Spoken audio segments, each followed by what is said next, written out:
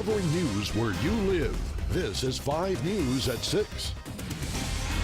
We begin tonight with breaking news after a tractor-trailer fire near Winslow stops traffic for more than an hour this afternoon. Good evening, everyone. Thanks for joining us for your 5 News at 6. I'm Darren Bob. And I'm Erica Thomas. Take a look at some video of the fire. It happened in the northbound lanes of I-49 this afternoon, just north of the Bobby Hopper Tunnel. This was sent in to us by a 5 News viewer. You can see there the cab of that truck surrounded by hot orange flames, thick plumes of black smoke in the air. The good news in all of this, the driver is okay this afternoon. That is the best news out of this. A live look now from our Sky 5 drone. Traffic moving now in both directions, although very slowly through this. This is what's left of this 18-wheeler that was carrying some sort of herbicide, and that's why they closed it down. They were unsure of how dangerous this was. You can see just above the truck there where the grass actually caught fire as well. The fire department had this thing out very quickly. Yeah. Southbound traffic was moving pretty quick afterwards. Northbound was all caught up for quite a while. Yeah. It was a traffic nightmare if you were on I-49 today. 5 News reporter Catherine Gilker joins us live from where that fire happened. She has a closer look now. Traffic is back to moving at a normal speed in both the northbound and southbound lanes of I-49 near Winslow. This tractor trailer caught fire earlier, forcing highway police to shut all 4 lanes down. The driver of that truck did make it out safely. The Fayetteville Fire Department responded here to the northbound lanes and put out the fire. And as you can see, the cab of the truck is gone, and you can see that the hillside behind the trailer was burned. RDOT says the hazardous chemicals spilled are a corrosive liquid substance. RDOT says they are now waiting on another tractor trailer to show up to offload the contents of the burned one onto another. They aren't yet sure if this will require them to shut down any more of the lanes. Live near Winslow, covering news where you live. Catherine Gilker, 5 News. All right, Catherine, thanks. The cause of that fire is under investigation. Be sure to stay with 5 News as crews release more details about what happened. In a few weeks, voters in Rogers will decide whether to renew a penny sales tax. City leaders are urging residents to learn about this money, how this money is going to be spent. And tonight, the city is holding a meeting for those residents to ask all kinds of questions and hopefully get some answers. 5 News reporter Brian Shaver joining us from the Rogers Fire Department, where firefighters are asking for help beefing up public safety. Brian? Yeah, Darren, renewing this 1% sales tax would issue about $300 million in bonds that would be split among about 4 different areas. They include Parks and Recs, the street department, police, and fire. The Rogers Fire Department here would get about $9.5 million. We stopped by Fire Station 1 this afternoon to talk with Chief Tom Jenkins. He says that if approved by voters, this money would go to 3 different areas under the department. The first would be building a new fire station in the rapidly growing area of West Rogers between Highway 112 and Rainbow Road. The second would go to expanding the firefighter training center that Jenkins says they've simply outgrown. The third, purchasing new fire engines and equipment. Jenkins wants people to know these are not frivolous purchases. These are things the department needs. These are data-driven decisions. We're not building another fire station because we have a gut feeling that we need it. We're not building another fire station because we have some emotional connection to that area and think it needs one. We're making these decisions based on our ability to respond and protect our citizens. That meeting will start in a little less than a half hour at 6:30. It'll be at the Rogers Public Library until 7:30. Now residents can stop by and hopefully get the answers to the questions they have. For now, live in Rogers, covering news where you live, Brian Shaver, 5 News. All right, Brian, thanks. The bond election, by the way, is August 14th, and tonight we'll delve into other areas where this money will go and have voter reaction on your 5 News at 10. If life of the team or individuals are being threatened directly, you are directed for lethal force. 10-4 sounds like he's reloaded. 10-4. Well, he is getting in the truck. Take the shot. Disable the vehicle. Today, the Sebastian County prosecutor found that Hackett police and deputies were justified when they shot and killed a man during a shootout in May. You just heard audio from that night. Peter Bowden fired at officers when they responded to a domestic disturbance. 3 officers were hurt in that shooting, but all were released from the hospital the next day. The Sebastian County Sheriff's Office is investigating the death of an inmate tonight. It happened overnight Tuesday when jailers found him not breathing during a routine cell check. He later died at Sparks Regional Medical Center. Sheriff's office is not releasing his name at this time. A Springdale man arrested after police say he stabbed his wife multiple times before running off. 36-year-old Say Lange was arrested Monday in connection with first-degree domestic battery. An arrest report shows Lange's wife was found with stab wounds to her face and her arm. She was taken to Northwest Medical Center. Her condition is not known at this time. For the first time, we're hearing from the Fayetteville School Board after it fired Superintendent Dr. Matthew Went last month. A district employee accused him of sexual harassment in March, and after an investigation, the board terminated his contract in mid-June. I recently sat down with the board president and another member to talk about the last 4 months. They say it's been a tough year and nobody expected these allegations. But the lesson for everyone in the district is, from the top down, nobody gets a free pass. Unfortunately, you have these situations where you get disappointed, but not one person defines our community. One employee, even the top administrative leader, does not entirely make a district, a wonderful district. So we are now Coming up tonight at 10, we'll explain the challenges the board faced throughout the investigation. Plus, you'll meet the district's new superintendent, Dr. John L. Colbert, and hear what he brings to the table. Hot and humid, well, not so hot, humid today. Some showers could, though, be cooling us down starting tomorrow. Garrett's now joining us with a look at the forecast. Yeah, today's one of those weird days where the heat index was actually lower than the temperature due to the dew point being so low. So here's what's going on. We do have mostly clear skies, a little bit of cloud cover that's happening just to our north, though. Some of those showers are going to be tracking southeast and eventually getting into the area for tomorrow. Here's a look at our current temperatures, looking at 90s in northwest Arkansas, upper 90s in the River Valley.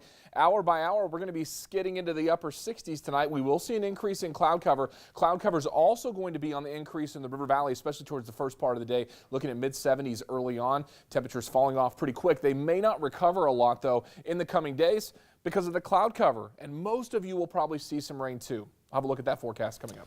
All right, Garrett, thanks. And with all the hot temperatures, fires are popping up all over the place. The Arkansas Rural Fire Program got a $200,000 grant from the U.S. Forest Service to buy and then distribute 67 wildfire suppression kits to statewide volunteer fire departments. These kits include equipment and gear necessary for the safe suppression of wildfires. They include lightweight wildfire-resistant personal protective equipment, hand rakes, backpack water pumps, and leaf blowers. Pest control experts in the Fort Smith area say bed bug cases are on the rise. 5 News reporter Joe Ellison tells us where these bed bugs are being found and how a simple family vacation could lead to an infestation. A Fort Smith man sent in this video of a bed bug infestation he says is at his apartment complex in Fort Smith. The managers there say they are fighting 2 cases right now. Though apartments and multifamily dwellings seem to have the most cases of bed bugs, local experts say they're also called out to homes with a price tag of $500,000. They say many times there is a stigma attached to bed bugs, but don't be fooled. Get a hold of a professional if you think you've got them or you know you've got them. A lot of people don't feel comfortable doing that in some situations just because they feel like they have done something wrong or maybe they're not as clean as they should be.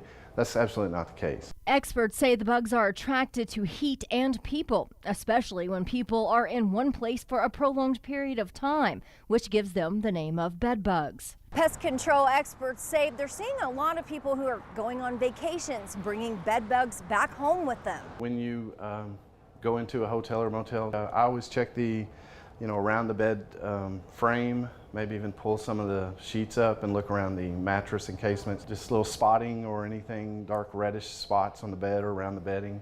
That could be an indicator. There are ways you can try to guard against bringing bed bugs back home with you. Whenever we go on vacation, I always take our stuff and we always put it through the dry cycle when we come home, whether it's been used or not. That high heat cycle on the dryer will kill any eggs or any live bed bugs. In Fort Smith, covering news where you live, Joe Ellison, 5 News.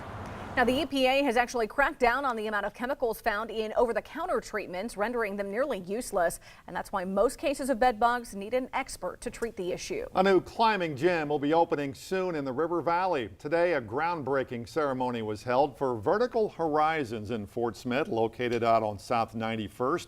The gym will have routes up to 35 feet, which will include lead and top rope climbing, 5 auto delay stations, children's climbing area, and tons of bouldering. I think just a great place for people to get together, hang out, work themselves physically as well as mentally. And it's one of the few sports that I've found that a whole family can do together. You know, your kids as well as you know, the parents and the grandparents all can climb together and have a good time. They plan to officially open Vertical Horizons by the end of January. A new space to pay tribute to all veterans is now open in our area. The project was 5 years in the making. 5 News anchor April Baker shows us the Veterans Memorial Plaza in Van Buren. What once was a tired tribute to veterans built in 1975 is now a revitalized memorial in the heart of Van Buren. On Wednesday, the city held a special dedication ceremony to the newly constructed Veterans Memorial Plaza.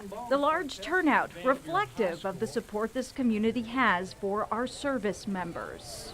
It is a very, very patriotic but solemn place. That includes Matthew Hicks, who served in the Army for 10 years. He says it's a prime place for reflection, designed with multiple fountains and the iconic battlefield cross representing those who've died while fighting. This is an amazing tribute, not only to the ones that have gone before, but to the ones that have still yet to be. This memorial is part of the city's two-site park. The first phase, known as Freedom Park, was completed last July. It's an open green space that's now being used by the local farmers market and for various other activities. It stands in stark contrast to what the Memorial Plaza stands for. I want this to be a spot of reflection, of solitude, and thanks. Mayor Bob Freeman is also a veteran and shares with us his appreciation of the park.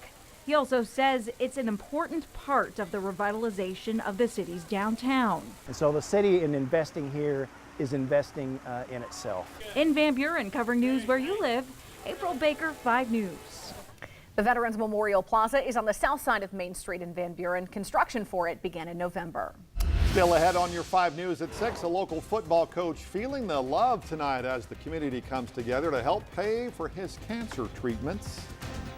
And Jalen Beeks broke into the MLB last month for the Red Sox, but has a new team ahead of the trade deadline. The details of where Beeks is headed later in sports. And it is hot out there. Temperatures in the 90s, nearly 100. The heat index is a little lower, though, thanks to the humidity. Humidity comes back, and so do rain chances. That's next. You're watching 5 News, where more people get their news at 6. The Bentonville community is huddling around a beloved junior high football coach after he was diagnosed with an aggressive brain cancer. 5 News reporter Megan Johnson is on the field in Bentonville to find out how your haircut can help. The junior high Bentonville Tigers are showing that they are a team both on and off the field. This season, Coach Bradley will be fighting a battle of a different kind. He's just been so inspiring to us and how to be more of a positive person and be the best man you can by helping inspire kids and making them better men. After finding out their coach's diagnosis, the team and the community huddled up to help cover medical expenses. Sport Clips is going to donate $10 of every paid MVP experience, so an entire $10 per haircut for the entire week of August 5th through August 11th. Despite his diagnosis, Coach Bradley hasn't missed a beat on the field. He's still coming back, being funny, joking with all of us. And to Coach Bradley, Coach Bradley, you're in our prayers, and we're all hoping that you get better soon. the Bentonville Sports Clips is hoping to do 1,000 MVP haircuts on August 5th. That would allow them to donate $10,000 to the Bradley family. In Bentonville, covering news where you live, Megan Johnson, 5 News. Also on Sunday, August 5th, the football team will host a car wash. Plus, you can fill up on hot dogs and chili dogs from Ron's Burgers and Kona Ice, and all proceeds will benefit Coach Bradley. You can also check out a GoFundMe page that's been set up to help with medical expenses. It is beginning to look a lot like Christmas. In fact, July 25th is official Christmas in July. The Jones Center in Springdale held a Christmas in July event today. Guests encouraged to wear Christmas attire. Organizers say this was a great event to get everyone in the holiday spirit while it's hot outside. If you missed today's event, you can stay cool with another fun event at the Jones Center. On Friday, they're hosting a dive-in movie at its indoor pool from 6 to 8. Tickets are $3 a person. All right, a live look in Fort Smith along Rogers Avenue from our Mercy iCam. Garrett joining us now to tell us that the actual heat index is below what the air temp is? That doesn't happen around here a lot. That happens a lot more commonly out west. West or Amarillo, West Texas, Phoenix maybe, Albuquerque, not around here. That's Fort Smith. Let's take a look in Rogers on Sunday. That one will give us some more widespread rain chances. But more importantly, next week things get a little weird. It'll be in the 80s with lows in the 60s. Yeah. For the start of August? That's weird. Yeah, but didn't we like get hot way too quick? We in did. the spring We too? did. That was weird. Yeah, that was weird. This May is and just June welcome. were scorching, so it's Yeah. almost like we're running a month ahead of schedule with Right. weather and seasons. If it can stay like that and just Might be get to nice. fall soon, All the we'll way take it, through right? August into September. That's right. Love it. All right, college baseball transfers have become more common over the last 20 years or so. Next in sports, find out how many Razorbacks are leaving the program.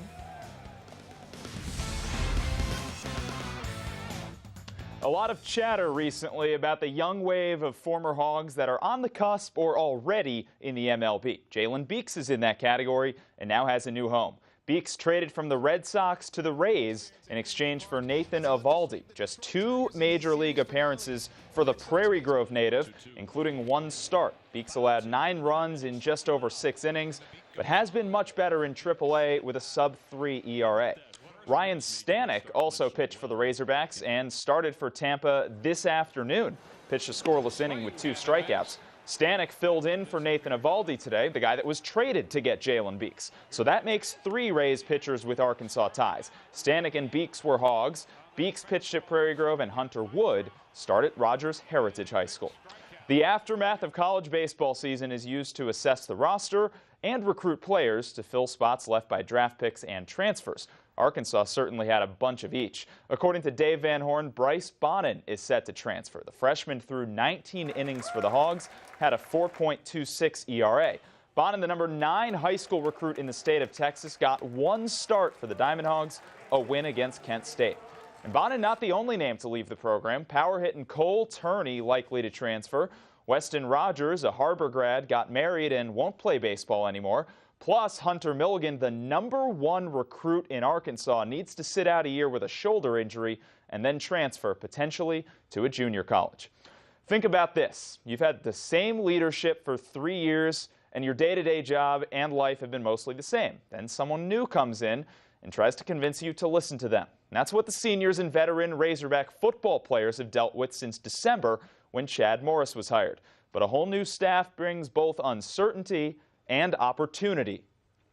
Our coaches in the previous staff wouldn't want us to just sit down and be sad about the whole situation. They all want the best from us, and they wanted us to attack every single day, and they wanted us to accept this new coaching staff. You know, there's nothing we can do about what have happened.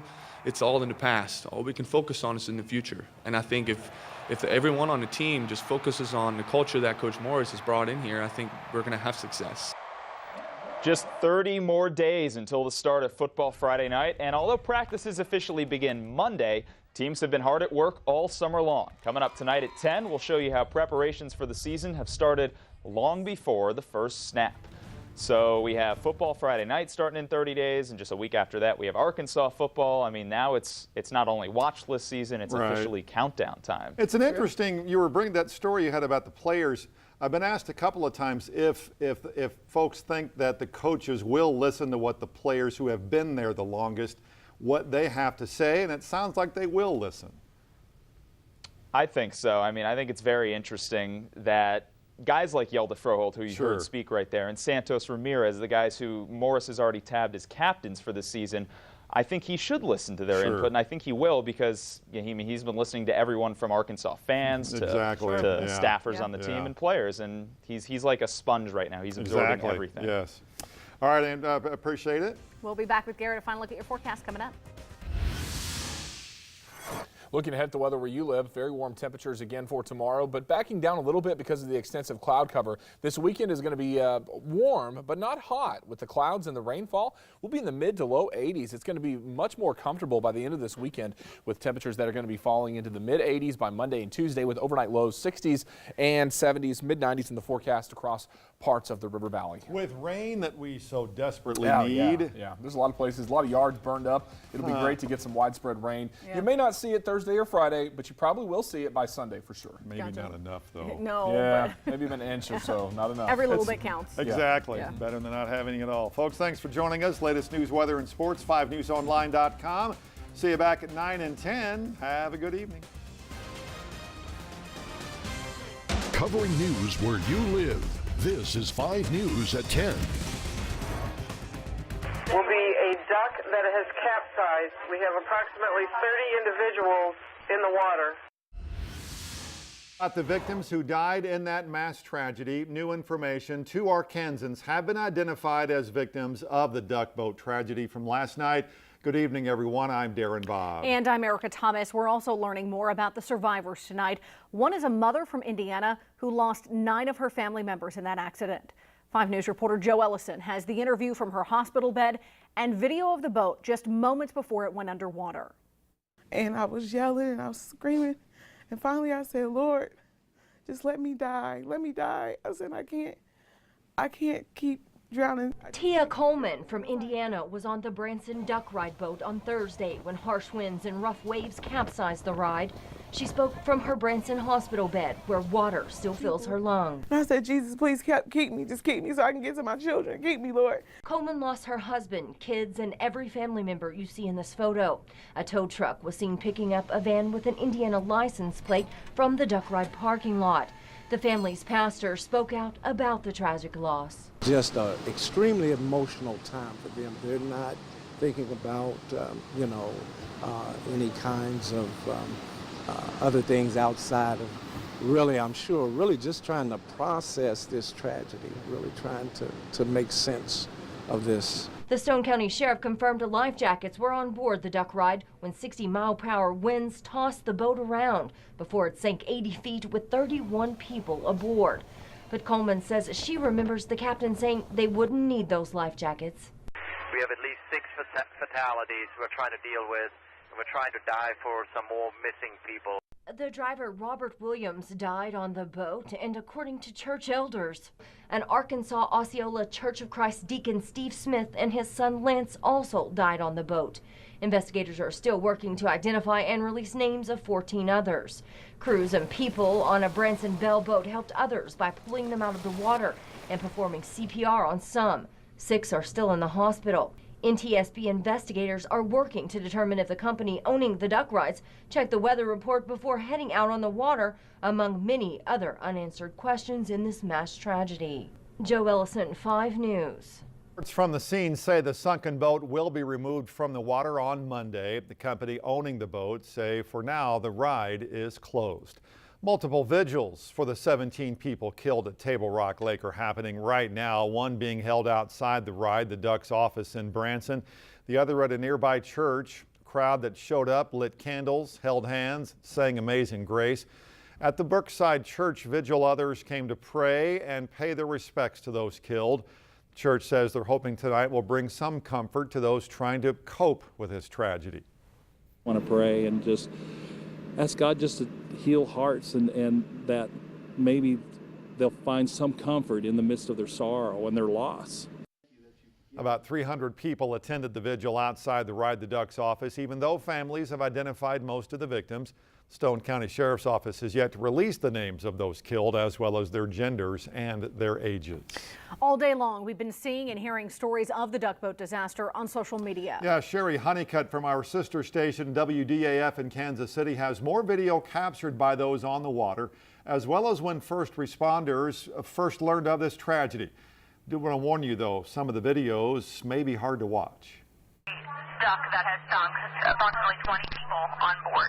Showboat Branson Bell need all units to respond to the Showboat Branson Bell. A day of fun on the lake turned deadly. This video from a woman in a duck boat directly in front of the one that sank. Soon after, things started to turn.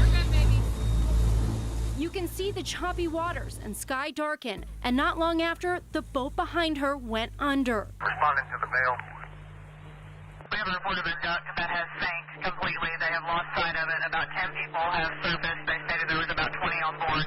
They are attempting to pull people out onto the bell and the surrounding dock. We have CPR in progress on one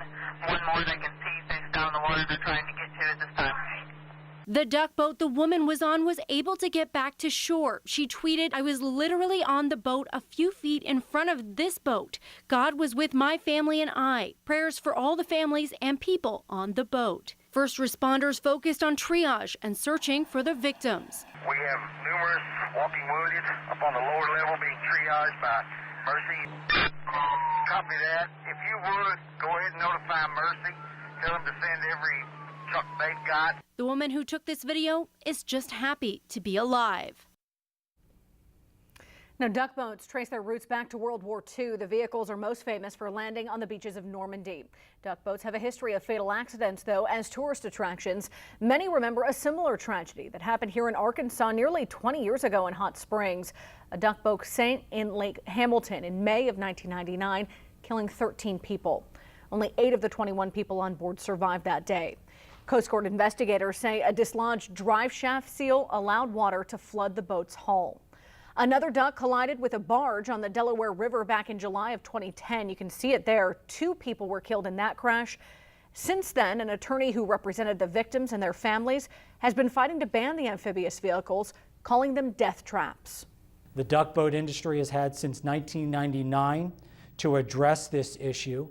I have no doubt that the canopy issue played a direct role in these 17 deaths, and I was just shocked and appalled that I was going back through this again. Duffy also added, because the boats sit so low in the water, they are highly susceptible to flooding. In Seattle, a duck boat crashed into a tour bus on a highway in 2015. The crash claimed 5 lives. At NTSB, investigators say a mechanical failure in the duck caused that accident. It was determined that the mechanical problem stemmed from a lack of oversight of years before the crash. And in 2016, a duck boat was involved in a crash that claimed the life of a 29-year-old woman, this in Boston. Police say that woman was on a scooter at the time. After the crash, duck boats in the city added new equipment, including an extra camera to rides. But right now, our main focus, all of us should be, and across this country, should be our thoughts and our prayers should be with the members that have been involved, the family members that are out there, the family members that are in the hospital, and for the families to get here safely, to be reunited with some of their members that are here.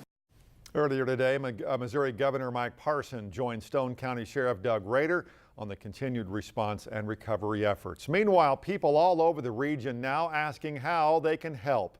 A GoFundMe page has been set up. It is under Table Rock Storm Tragedy 2018. They're trying to raise at least $10,000 for the families of the victims that were killed. And we will continue to follow this developing story through the weekend. And for updates anytime, you can download our 5 News app. It's free in the App Store and Google Play. Bond has been set at $1 million each for those 3 suspects held on charges related to the murders of a Kansas couple.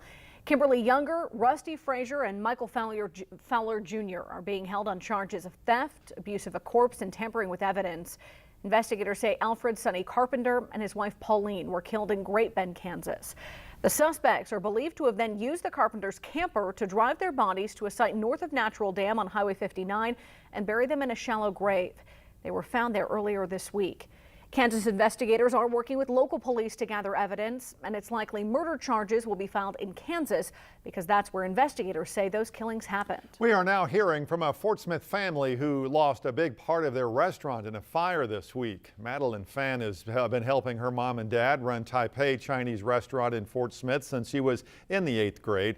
Today she showed us what remains of the kitchen after Monday afternoon's fire. Charred pots and pans still on the stove, small traces of food left behind. The Fan family now tasked with having to rebuild, a process that Fan says could take at least 6 months. On behalf of my family, I just wanted to thank the entire Fort Smith community for the overpouring love, concern, and support during this situation. The fire marshal says the restaurant had a fire suppression system, so they're right now looking on whether it helped knock down that grease fire. Still ahead here on your 5 News at 10, an Oklahoma teen is in the hospital tonight after being found starving inside a barn. What led police to find that teen? It's the hottest day of the year, so we're going to take a look at the top burners in our area. That's later in sports. You're watching 5 News, where more people get their news at 10. A candlelight vigil held overnight in Aurora, Colorado, marking 6 years since that tragic movie theater shooting. Survivors, family members, and first responders gathering at the Aurora Municipal Building. 12 people were killed and 70 injured that night when James Holmes walked into a midnight showing of The Dark Knight Rises and opened fire. A new memorial installed 2 weeks ago features more than 80 cranes honoring the survivors and those who lost their lives. NASA is venturing into uncharted territory. For the first time, the U.S. Space Agency is sending a mission to the sun. The Parker Solar Probe is outfitted with a 5-inch coating of carbon composite solar shields to help it withstand the heat and atmosphere around the sun. The spacecraft is expected to lift off August 6th from Cape Canaveral. If conditions aren't right, the launch window remains open, though, through August 19th. The spacecraft will study the flow of energy that heats the sun's outer atmosphere. It's expected to be in orbit for 7 years and will at times need to withstand temperatures around 2,500 degrees Fahrenheit. Well, do you know what starts exactly 5 weeks from tonight? Football Friday night. High school football will get you ready as we look at the area's top receivers next in sports.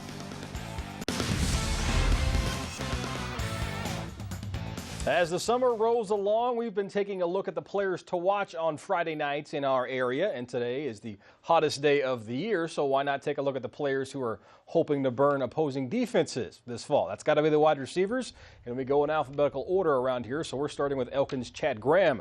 The Elk speedster hauled in 48 catches this season ago, but he averaged more than 17 yards per reception. He also led the team with 16 touchdowns. That kind of production is going to be scary no matter what conference Elkins plays in, because the Elks are moving up to Class 4A this fall. Well, you had to know the ice cream man was going to make an appearance. Greenwood's Peyton Holtz very well could be the Bulldogs starting quarterback this fall, but after he caught 101 passes for 1,300 yards and 17 touchdowns a season ago, you know he had to be on the list. You know what? He might just throw it to himself, and that's certainly going to get a play of the week and maybe some free ice cream if he did that. At least I'd give it to him. Well, the biggest recruit in the college level in our area is on here as well. Bentonville West Jaden Jackson's back for his senior season. He caught 62 passes for 1,200 yards and 12 touchdowns last season. He's got offers to the likes of Arkansas, Oklahoma State, and others. And area teams can't wait for him to play on Saturdays and not Friday nights. Southside has a big play weapon returning in senior Tyree Solomon. Number 7 scored 11 touchdowns last season. He caught 65 passes for 1,200 yards. He also took a swing pass 93 yards against Little Rock Catholic for a touchdown. And of course, he gives the Mavericks a legitimate home run threat anytime he touches the football. We round out the top 5 and with Gentry's Peyton Wright. He made what's likely the catch of the year right here against Lavaca, but he did much more than that on the season. The Pioneer hauled in 73 catches for 900 yards and 7 touchdowns a season ago. And again, he's going to be the focal point in Gentry's spread offense. So that's the top 5, but what about the rest of the guys just on the outside of the list? One name to watch, Northside's Jackson King. He's making the move from running back to receiver. He ran for 600 yards in the 7A Central a season ago, but now he's making the move to the outside. When the first place team visits the last place team, you think it might be a cakewalk. Well, I guess that's why they play the game, or at least they say that's why it is. The Naturals, well, they're in the last place version. The Drillers, they're in first place, and Strike and Sinker, although the mascots are always in first place in our hearts. Alex Liddy, though, he's going to get Northwest Arkansas going. That one bounces off a glove at first. That's going to allow Jackson Flores to score. How about some more offense? Samir Dueñez, double down the line. That's good. Eric Mejia going to come around to score. And the Naturals, don't look now, break it up. They're streaking with clothes on. They win at 3-0. They've beaten back-to-back games. Wins for them for the first time in over a month. Naturals and Drillers back at it tomorrow at 6:05. And just in case you missed it earlier, Matt Carpenter absolutely killed the Cubs. He took that bat that's made of wood and just beat them to death. Not 1, not 2, not 3 extra base hits. He had 5 of them on the day, 3 home runs, 2 doubles. That ties a major league record, and Darren is still giddy. We talked about this at 6. We're talking about it now, and he's probably still smiling about it. Yeah, smiling as we speak. Just for this one day, because you know what'll happen tomorrow. Trust me. Anyway, we'll see what. Well, they're playing 2 tomorrow, so maybe we both can get away and call it good. I forgot this is a 5-game series, so doubleheader one and one on Sunday too. All right, we'll see what happens tomorrow, Bobby. I appreciate at least the one day. Yeah, I mean, we can't win them all, so I guess you can win one of them. Why not? That's right, yes. In incredible fashion, too, right? Yeah, in huge fashion, might I add, yes. All right, Bobby, thanks. Appreciate that. We'll be back with Garrett to final look ahead to that weekend forecast. It's going to be a hot one coming up. All right, so these storms are still trying to develop. Here's a loop of images. You can see them out here. There's a few severe thunderstorm warnings out across parts of Kansas. A few more even tornado warnings in southeast Arkansas. Hopefully none of that pops up locally. I'm going to zoom out here, give you some perspective. That stuff south of Wichita, right in here, if it holds together and strengthens, this is the stuff in about an hour and a half or 2 hours that could make it in and clip northwest Arkansas. None of it's severe right now. But if it does continue to strengthen, it would be severe. And the main risk with the cells is going to be strong gusty winds, frequent lightning, and at least the potential of some damaging winds with the stronger storms. So here's a look at the highest risk area for tonight. Not very high locally. It is higher in eastern Arkansas where that tornado warning is. For us, we're looking at about a 2 on a scale of about 1 to 5. And again, the timeline on this, this is 10:30 now, so this stuff should start popping and moving south, probably getting into our area right in here about midnight or so. And then moving through about 2 a.m. After that, it should start floating out of the area and then exiting to the south-southeast. So we'll keep you posted overnight. Hopefully it's just some good sleeping weather and nothing too cranky. What's with the nighttime thing on this and not during the day? Is I would think because of the heating that we would get it this bubbling during up. the daytime. What's actually happening during the afternoon, the atmosphere has a warmer layer of air in the middle of it. Drier. And it's drier and it's warmer, and it's basically a cap that's preventing it. At nighttime, we have something called it's isotropic ascent. No, but perfect. basically you have a river of air. Isotropic descent. You have a river of air about 5,000 feet up that's climbing, that's helping to basically uncork the top of the storm, so you end up with elevated thunderstorms. Elevated storms typically don't produce the tornadoes at the bottom. Okay, just a lot of rainfall, a lot of lightning. Yeah, a lot of rainfall and lightning for sure. I would say some people saw that thunder and lightning last night. Oh, It looks yeah. like it could be night 2, huh? Yeah, it could be again. Isotropic ascent. I know, it's like trying to explain like geostrophic flow. It's like in English words. No. It's just really hard. We need layman's terms. Perfect. It just builds big thunderstorms. Folks, thanks for joining us. We'll see you back here tomorrow. Have a good weekend. Cross America with Mega Jackpots. It's Mega Millions. What's up, America? I'm John Crow. It's Friday, July 20th, and tonight's Mega Millions jackpot is an estimated annuitized $433 million. To win that jackpot, you must bet these 5 white balls plus that gold mega ball. Now, let's see if I can make you a millionaire tonight. Our first winning number tonight is 44. That's followed by 14. Up next, we have 30. Your next number is 62, and your final white ball for this Friday evening is 1. Now for the mega ball, that is also 1. Again, tonight's winning numbers are 44, 14, 30, 62, 1, and the gold mega ball is 1. Now, if no one matches all 6 numbers, Tuesday's jackpot could be $493 million. Good luck and play on, America.